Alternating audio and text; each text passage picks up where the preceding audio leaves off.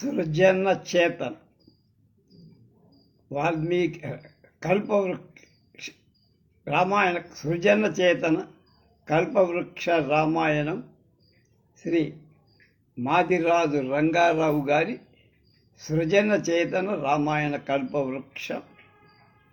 ఇది 9వ భాగం. 13/1/20. గ్రీష్మ దృశ్యాల భూమిక రాముడు తాపం పొందే వేదనకు గురై శాంత మనోరూపంకై కులగురువు వశిష్ఠ బ్రహ్మర్షిని సమీపిస్తారు. ఆయన సేవలో తనలో తలెత్తిన ప్రశ్నలన్నీ నివేదించారు. స్వామి, ప్రాణం కంటే ప్రాణం ధరజాతా ముఖాంభోజమే ఏమోగా అనిపిస్తోందని. ధరాధిపత్యంలో కలిగే అధిక భావనతో పాటు విషయవాంఛలు ఒక్కొక్కటి గ్రీష్మంలో చిన్న చిన్న జల నిలయాల్లాగా ఇంకిపోతాయి. చూసిన దానికై కళ్ళు చూడవు, విన్న దానికై చెవులు వినవు. లోపల ఎదలు తోచని దూరం, దగ్గర కానిదేదో సందడి, రాచిన రాపిడై ఎరగరాకుండా అనుగ్రహింపవలసిందిగా కోర్త. నిద్రపోయి మేల్కొని నిద్రపోయానని, నిద్రపోయే వేళ నిద్రపోతున్నానని అనుకునే అనుభవ స్మృతిని గురించి చెబుతా. నాటిన కంబమేనవరు నాయది ఎన్న విచిత్ర భావమే చోటి ఆత్మదీయమును చోద్యపు భావన ప్రాయుతుందే. నేనెవరు, నాది అన్న విచిత్ర భావం ఎక్కడి, నేను నాది అన్న విచిత్ర భావం పోవటానికి వీలుందా? అప్పుడు నేను అనే వస్తువు ఏపాటి, దాని స్వరూపం ఏమిటి? ఈ సందేహంలో అవుగాముడు చెప్పి ఏది సరో చెప్పాలి. అవును కాదు అని గ్రహించవలసిందిగా ఒక పని చేసేటప్పుడు అహంకారాన్ని వదిలి వేసే వీలుందా? అది చేసినట్లే అవుతుందా? అకర్తృత్వం లేని ఒక కార్యం ఉంటుందా? కర్తను అకర్తను ఒక ముడిలో చేర్చగలమా? ఈ నికరాన్ని తేల్చి పెట్టవే మనీషి శరప్రవచల్ల మహామణి. అది ఎట్లా? విచిత్రమైన ఈ నిర్ణయ రూపాన్ని తేల్చి చెప్పవలసిందిగా అభ్యర్థిస్తాడు వశిష్ఠ మహర్షిని రామచంద్ర.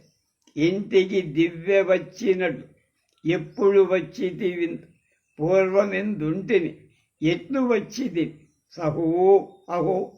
ఇలు వెలిగించుకొందు నీ వెంటనే పోదు నొక్కు, ఒక వెంబడి నాగునో నిత్యయాత్రయో. ఇంతలో ఉన్న గాఢతరమై అర్థాన్ని చెప్పి విప్పవలసిందిగా ఆయాసంబడి పోవుచుంటి గది తదా నన్ను సైరింప అని తనలో కలిగే జిజ్ఞాసను జ్ఞానతృష్ణను తెలిపి భయరహితమైన అమృత స్థితిని నిశ్చల మనోరూపాన్ని ప్రసాదించాల్సిందిగా ఆర్తిలో కనబడుతుంది. బ్రహ్మర్షి తేజోమయమైన రూపం నుండి కాంతి ప్రసారానికి ప్రతీక్షిస్తా. తనలో వేదనను శాంతపరిచి సందేహాన్ని తీర్చే శక్తి ఒక్క వశిష్ఠ మహర్షికే ఉందని ఆయనకి తెలుసు.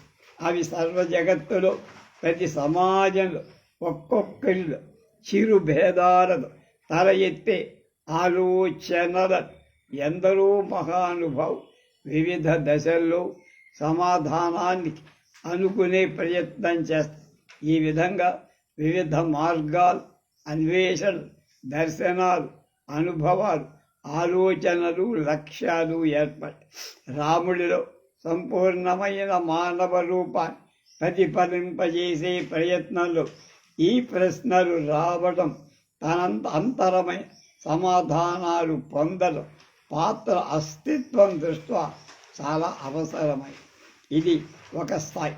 పై స్థాయిలో బ్రహ్మభావనతో సమాపూర్ణమై జ్ఞాన రూపాన్ని కోరడం పాత్ర ఆరోహణ దృష్ట్యా అనివార్యం. వశిష్ఠుడి దివ్యమైన మౌన రూపం నుండి అనుగ్రహం లభించి ఉపదేశ సారాన్ని పొంద వ్యక్తిత్వానికి పరిపూర్ణత దొరికి. గురువుల్లో ఒకరు విషయం మాత్రం తెలియచేస్తా, మరొకరు దాని జ్ఞానంతో అనుభవంలోకి వచ్చేట్లు చేస్తారు. ఇంకొకరు విశిష్టంగా తనకు తానుగా తెలుసుకునే వివేకాన్ని కలిగిస్తారు, వెలికి తీస్తారు. అంతర విషయాల్లో జ్ఞానాన్ని అనుసరింపచేస్తారు. నిన్ను అడగడమేనా నా అదృష్టమన్న రాముడి లభించిన ఆత్మప్రకాశం వాచ్యం చెయ్యబడల నారు. ఈ సందర్భంలో గ్రీష్మం బాహ్య దృష్టికి ప్రకృతిలో వచ్చే పరివర్తన రూపంగా తోచిన, అంతర్దృష్టి జీవ సంస్కార సంపుటి రూపంలో కలిగే పరితాపంగా సంవేదనగా గోచరి.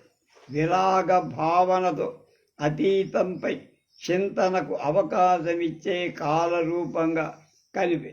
ఈ విధంగా దృశ్యం ప్రతీకాత్మత పొందు.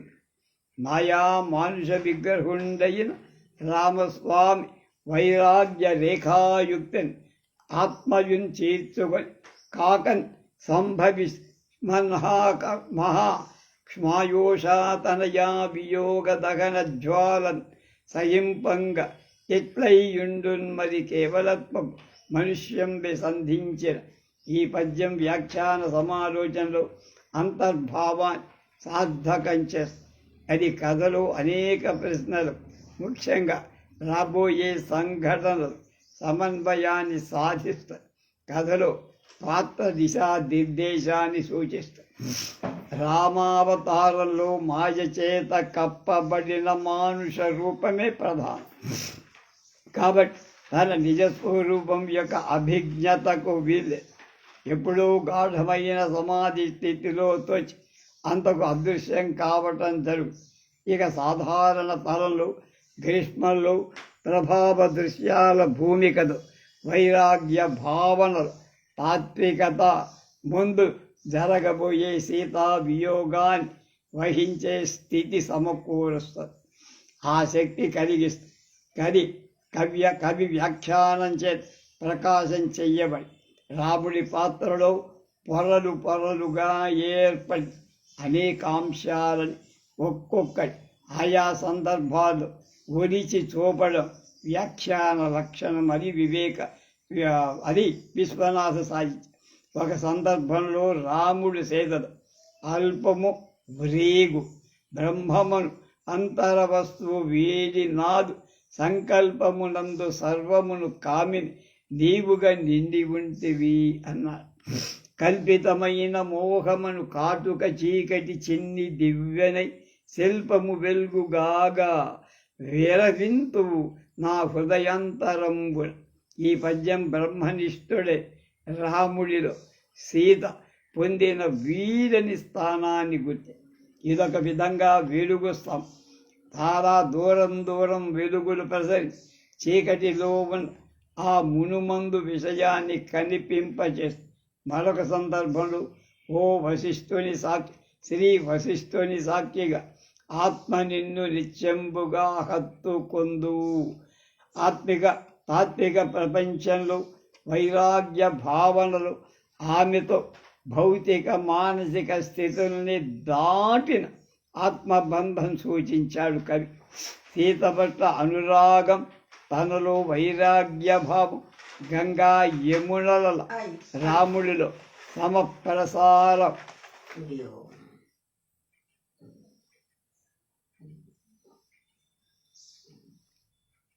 రమ్యాలుగా విలక్షణమైన రూపం పాత్రలో ఆవిష్కృతమై మానుష రూపంలో ఉదాత్త స్థాయిలో ఉత్తమమైన సమచిత్తాన్ని భావింపాలి.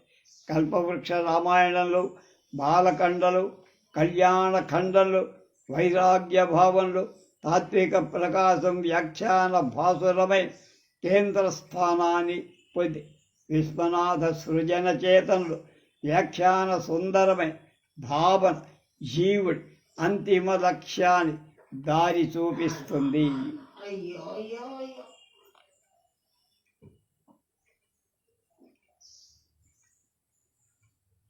రేపు లోకహిత ధర్మం, కైకేయి అంతర్వ్యక్తిత్వం.